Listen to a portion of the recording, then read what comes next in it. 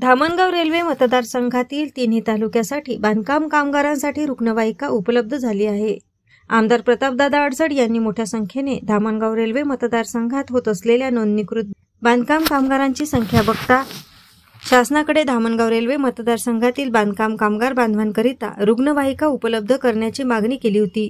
सोमवारी नांदगाव खंडेश्वर येथील ITI college येथे, मंगळवारी धामणगाव रेल्वे येथील नगर परिषद कार्यालय येथे व शनिवारी चांदूर रेल्वे येथील नगर परिषद कार्यालय येथे रुग्णवाहिका उपलब्ध राहणार आहेत. सर्व नोंदणीकृत बांधकाम व त्यांच्या कुटुंबियांकरिता आमदार प्रताप अडसड यांच्या प्रयत्नातून विनामूल्य सेवा मिळणार आहे. धामणगाव रेल्वे येथे बांधकाम कामगार करिता रुग्णवाहिकेचे धामणगाव रेल्वे विधानसभा निवडणूक प्रमुख श्री रावसाहेबजी रोठे यांच्या हस्ते लोकार्पण करण्यात आले.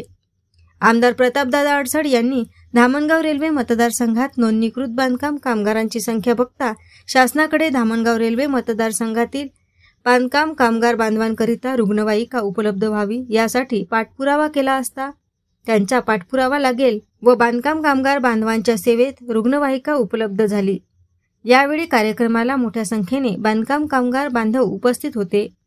AS न्यूज महाराष्ट्र करिता धामणगाव रेल्वे येथून प्रतिनिधी संतोष वाघमारे.